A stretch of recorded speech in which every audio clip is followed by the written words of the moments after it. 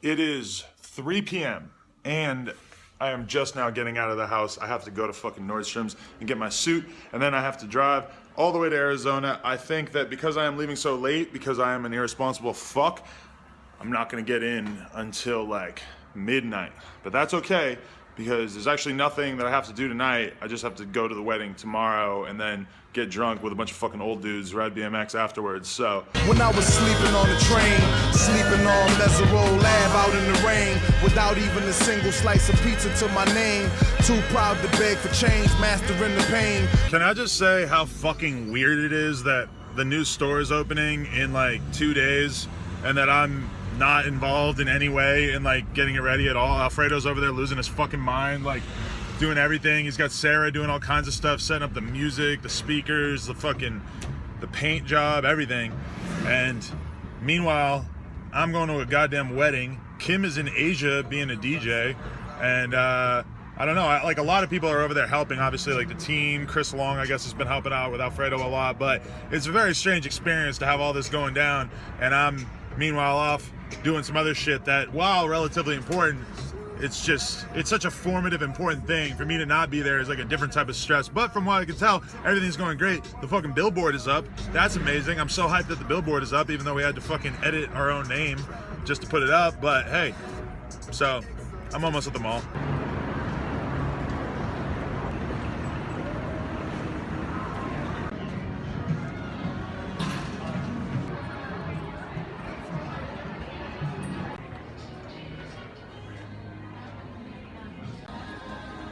Lana. Hello, Lana. Dirtbag. Shout out Moss. We're from the Bay. I'm from the Bay. You came all the way from the Bay to go to Nordstrom's? Yeah, pretty much, dude. That's Ours sick. suck out there. That's brand loyalty. All right, I got my goddamn suit, and now I'm gonna drive what Google tells me is 7 hours all the way to motherfucking Chandler. I will be there for 2 nights.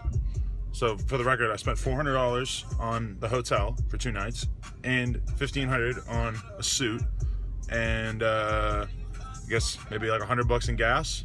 Brian Kaczynski, basically what I'm saying is I love you. We'll talk about and every song that's streamed. All right, so that hour-long podcast is done, and I'm still stuck in brutal fucking traffic on the highway. I thought that if I got onto the highway, the traffic would no longer matter, but it is very, very, very bad, and I am starting to have to pee, and that really pisses me off that I'm gonna have to get off of the fucking highway and pee before the traffic is done. I wanted to wait till I kind of lost all the traffic, then I could pee. And also I feel a really, really strong desire to get like a chicken sandwich, some sort of fried chicken sandwich, like a McChicken or something like that. I'm really going back and forth on, do I need more coffee? I don't know. So those are the incredibly boring things I'm thinking about. I just listened to the New York Times podcast where John Caramonica and Naomi from Fader and shit were all talking about, you know, where Atlanta hip hop is at right now. And now I'm about to listen to some random Joe Rogan episode with Dan Pena, who I actually know nothing about, but it said he was some sort of business coach or something like that. So that's me rambling. I could also just like pull over and like roll a blunt, but I don't know. I probably will do that because I have at least like 6 hours left of driving. So at some point in the middle of all this, I'm going to have to get high. I'm just trying to get past all this fucking traffic before I do anything too drastic. Chain different colors like fruits. I like that hang up. I got a chain, my bitch. Can I just have the 3-piece chicken combo with fries? The chicken, right? Yeah.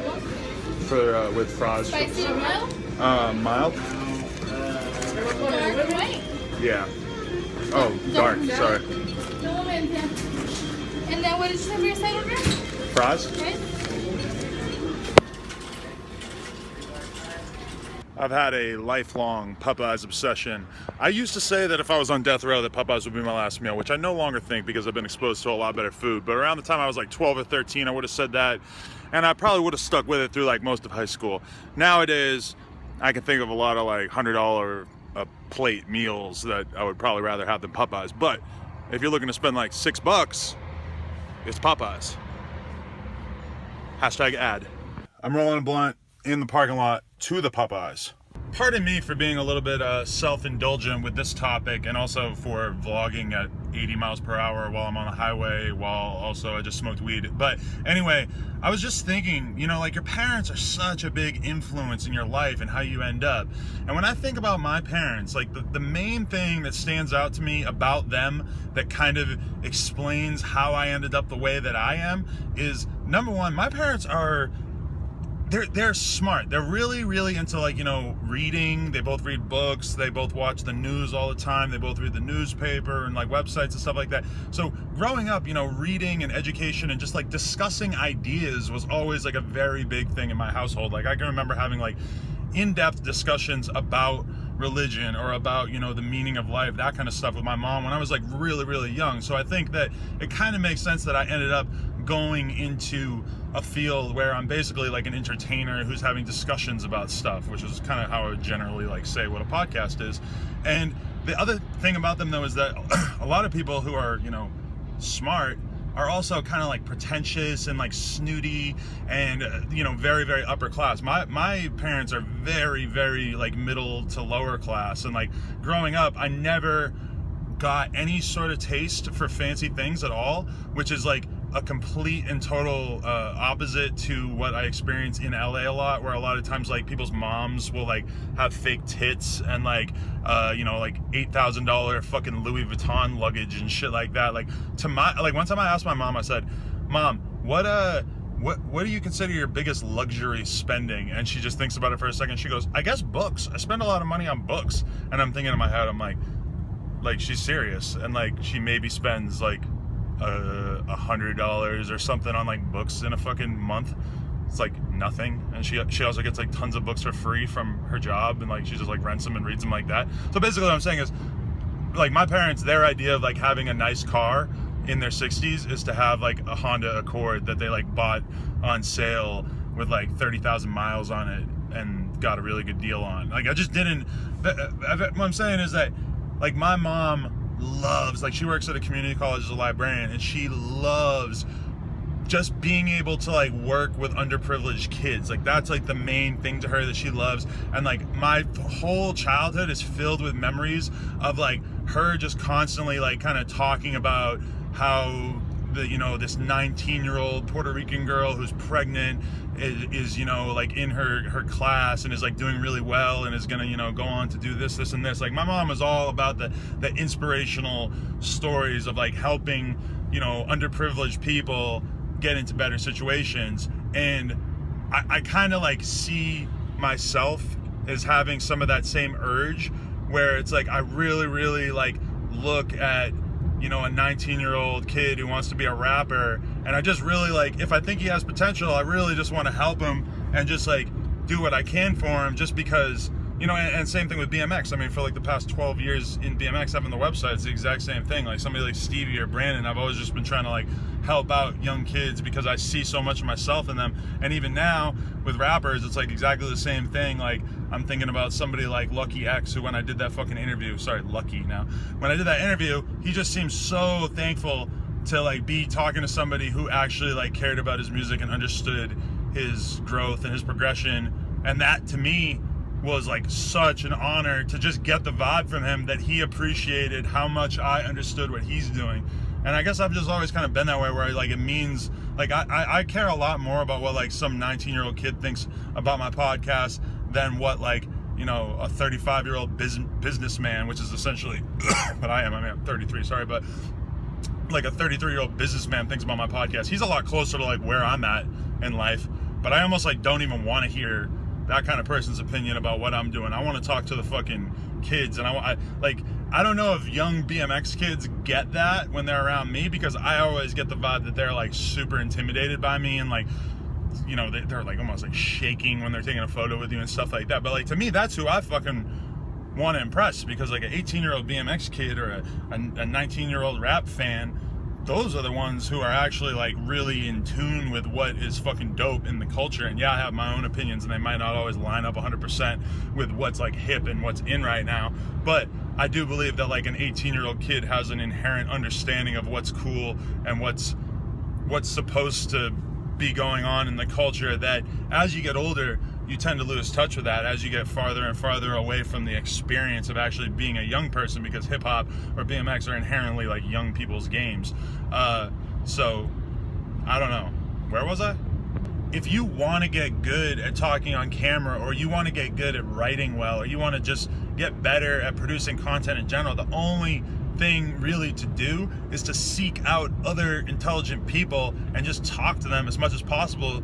And just, that's what it's all about, staying up late, either online or fucking in real life, and just talking about shit. And that's what I'm doing when I'm sitting here listening to the fucking Joe Rogan podcast too, is that I consider that like training for my own podcast, because there's a chance that I'm going to hear an idea represented on that interview, and then that thought could be part of whatever amalgam of ideas is my overall disposition, my overall attitude next time I'm having a conversation that like overlaps into similar territory.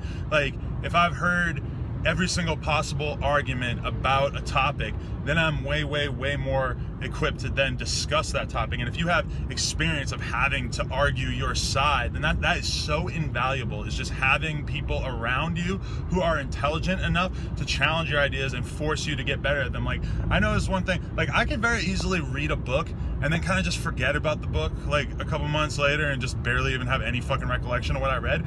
But if I have a friend who I can talk about the book with, and we even go back and forth for an hour or whatever, and we just sort of like have a really good conversation about the book, then that totally fucking cements it into my brain way better. Because, or another thing is having to explain something to somebody. Like, I love, if I'm reading a book and I'm like kind of running out of stuff to talk about, either on the podcast or in real life, I'll just start talking about some shit I just read. Like, so I'm reading this book, blah blah blah, and then trying to just like sort of reiterate it, and the person obviously probably is gonna have questions and everything like that. That's what it's all about, is just talking. Because the more you talk shit out, the smarter you're gonna get. And that's the whole thing that's a problem when you're young, is you haven't had enough fucking conversations, you don't have enough experience, you still have to get your 10,000 hours in.